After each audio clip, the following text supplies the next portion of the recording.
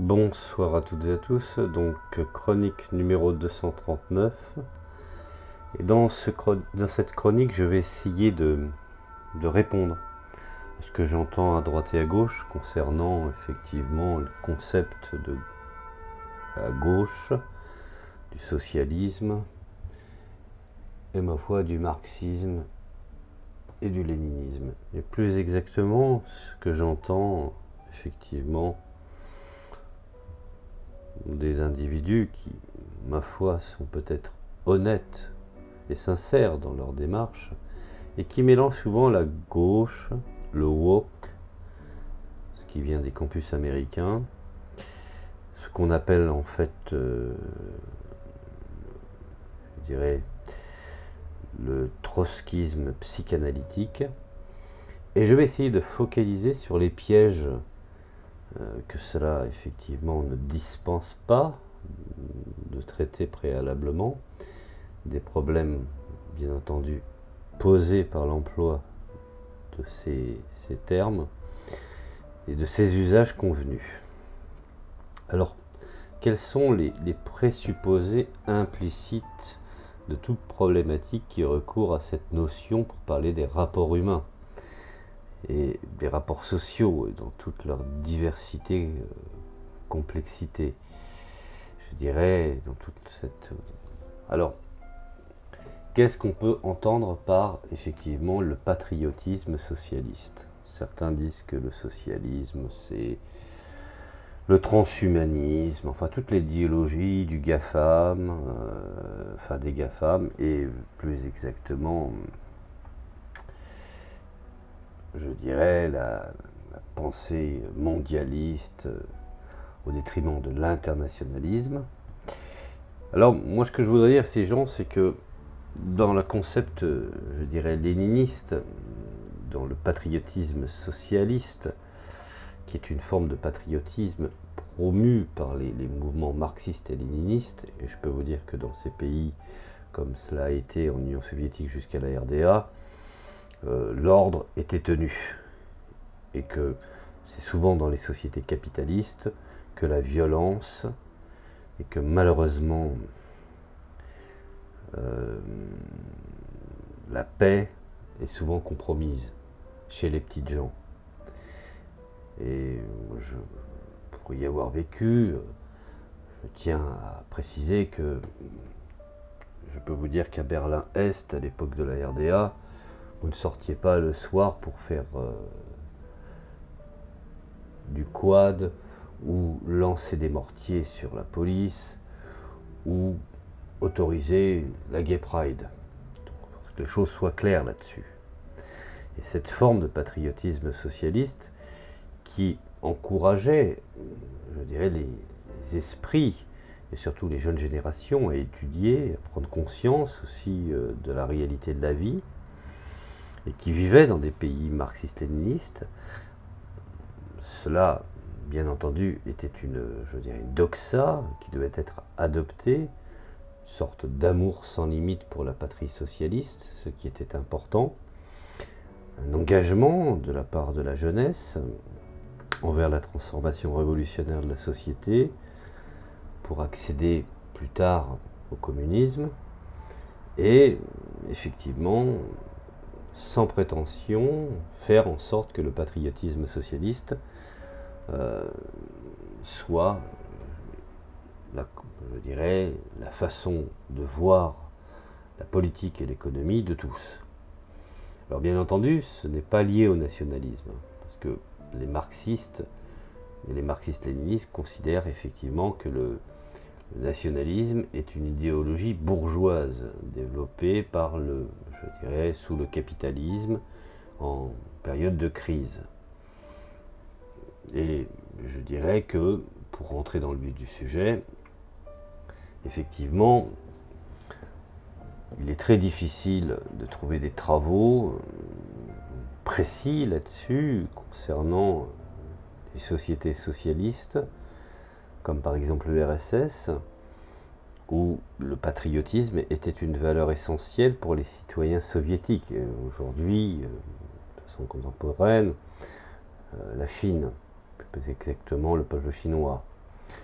Alors, ce n'était pas seulement extrêmement, je dirais, courant dans la propagande et l'éducation, mais aussi dans la façon dont les citoyens, je dirais, en faisaient une lecture.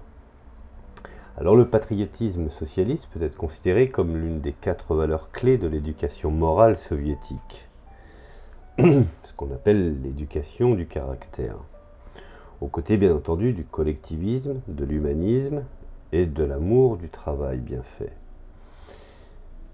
Alors, à l'époque, si j'en extrais les ouvrages, différents ouvrages du socialisme scientifique, selon les savants soviétiques, le patriotisme avait un caractère de classe et fondamentalement différent du nationalisme orchestré dans des pays capitalistes, qui généralement le nationalisme est toujours une réaction face à une crise du capital.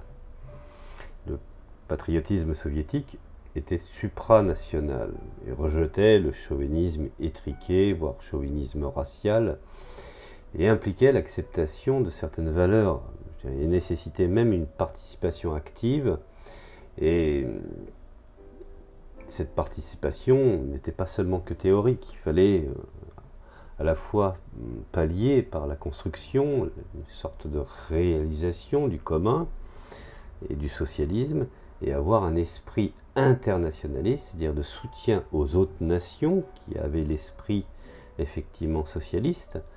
Et l'éducation politique chinoise a suivi la tradition soviétique et a plaidé pour un patriotisme socialiste. Et les documents, je dirais, politiques officiels chinois ont explicitement déclaré que le patriotisme n'est pas seulement une croyance, mais doit être démontré par l'action, en particulier, bien entendu, par l'élaboration et la construction d'une nation socialiste. Et il promeut officiellement une sorte d'identité chinoise, supraethnique, et exprime une éthique internationaliste similaire. C'est ce que Xi Jinping avait défini comme étant le socialisme à caractère chinois. Alors, bien entendu, il ne faut pas se voiler la face. Karl Marx lui-même, mais sa prédiction selon laquelle les normes sociales traditionnelles et patriarcales seront déracinées à mesure que le capitalisme progresse, et en cela effectivement qu'on lui donne raison, et même aujourd'hui ses détracteurs. Et on peut soutenir que Marx n'est pas allé assez loin, parce qu'il n'a pas vu venir ce qu'on appelle la fluidisation des identités de genre et sexuelles. Et en ce sens, je dirais, on peut soutenir que, bien que fréquemment associé à la gauche du capital, ce qu'on appelle la gauche de la trahison, il n'y a rien de révolutionnaire en soi dans les mouvements que j'appelle transgenres ou LGBT, car ils ne remettent pas en question le système économique sous-jacent, bien au contraire, ils en font partie, et le plus souvent, on en fait effectivement ce que j'appelle l'éloge.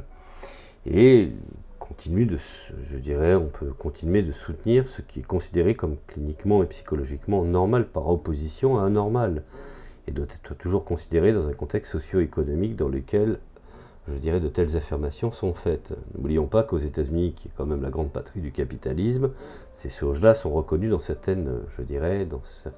États. Donc, effectivement, cela n'a absolument pas, je dirais, de côté révolutionnaire, tout comme aujourd'hui tous ces mouvements issus, je dirais, de l'ethnicisme ou qu'on pourrait qualifier de communautaristes, sont tous bel et bien ancrés dans le capitalisme, que ce soit par la mode, que ce soit par la musique.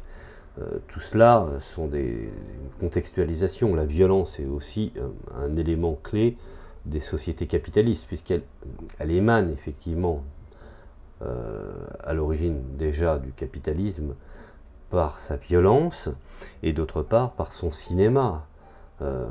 J'ai pour preuve quand même que ça fait 40 ans qu'on nous arrose de films violents venant des États-Unis. Donc on voit bien que tout cela, on beau ergoter sur le fait que le communisme, le socialisme développe je ne sais quelle idée de la violence, que ce soit les banlieues ou que ce soit même dans les capitales. Or, on s'aperçoit effectivement, en faisant une petite recherche historique, que j'ai du mal à imaginer que dans les années 80, aussi bien la Place Rouge qu'Alexanderplatz, il puisse y avoir exactement les mêmes, je dirais, les mêmes violences, la même délinquance qu'il peut y avoir dans des sociétés du capital.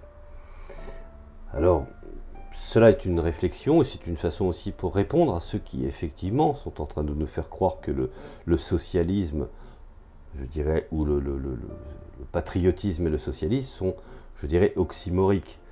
Et absolument pas. Donc que les choses soient claires là-dessus. C'était finalement une petite réflexion sur le socialisme et le patriotisme. J'en ferai d'autres, car c'est important des fois de recadrer certaines personnes qui font des amalgames par ignorance.